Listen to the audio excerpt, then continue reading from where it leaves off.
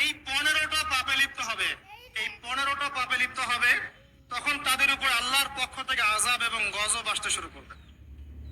হাদিস আসলে অনেক আছে, কিন্তু সবগুলো বলার সময় থাকবে না, আমি মূল কয়েকটা বলছি, এগুলোর মধ্যে সব পড়ে যাবে ইনশাআল্লাহ। যখন আমার উম্মত এই 15টা কাজ করবে, তখন তাদের উপর আল্লাহর পক্ষ থেকে আযাব এবং গজব অবধারিত আসবে। এক নাম্বার, এক নাম্বার পাপ যখন এই উম্মতের মানুষ করবে, এক, যখন তারা গনিমতের মালকে ব্যক্তিগত সম্পদ মনে করবে। গনিমতের মাল বোঝেন? রাষ্ট্রীয় সম্পদ, পাবলিক প্রপার্টি, এটাকে যখন মানুষ ব্যক্তিগত সম্পদ মনে করে ব্যবহার করা শুরু করবে। এটা কি মিল পাওয়া যায়? আচ্ছা।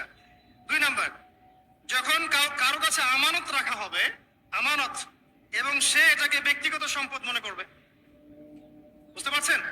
আমানত রেখেছে, এটা খেয়ানত না করাটাই কর্তব্য, কিন্তু এটাকে যখন ব্যক্তিগত সম্পদের মতো মানুষ ইউজ করবে, শেষ করে ফেলবে, নষ্ট করে ফেলবে, তখন আল্লাহর আযাব আসবে। তিন, যখন মানুষ যাকাত আদায় করাটাকে জরিমানা মনে করবে, যাকাত দিতে চাইবে না, যাকাতটাকে জরিমানা মনে করবে। কি সমস্যা, কি বার্ডেন, যাকাত আবার দেওয়া লাগে কেন? আমরা তো ট্যাক্স দেই। যাকাতকে মানুষ জরিমানা মনে করবে। একটু চিন্তা করে দেখবেন যে বাংলাদেশে কত পার্সেন্ট মুসলিম নামাজ পড়ে আর কত পার্সেন্ট মুসলিম যাকাত দেয়। শুধু যাকাতের টাকাগুলো যদি আমরা একত্রিত করতে পারতাম, বড় বড় মেগা প্রজেক্ট করা সম্ভব ছিল, অনেক বড় বড় প্রজেক্ট করা সম্ভব ছিল, অনলি যাকাতের টাকা দিয়ে। আর যাকাতের টাকা এক বছরে শেষ হয়ে যায় না, পরের বছর আবার ঘুরে আসবে। ঠিক আছে, ইসলামিক ইকোনমিক্সের বেসই হলো যাকাত।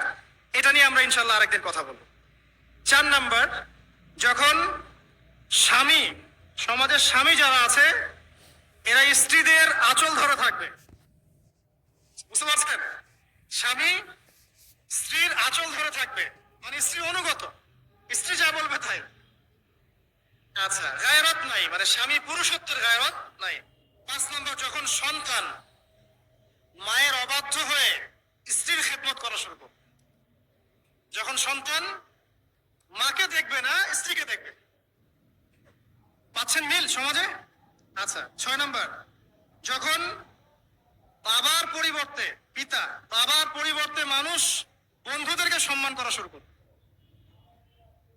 বাবাকে সম্মান করবে না, ফ্রেন্ড সার্কেলকে সম্মান করবে। সুবহানাল্লাহ। এরপরে আসেন 7, যখন, আমার কথা রাগ করেন না, এটা হাদিসে আছে, যখন সমাজের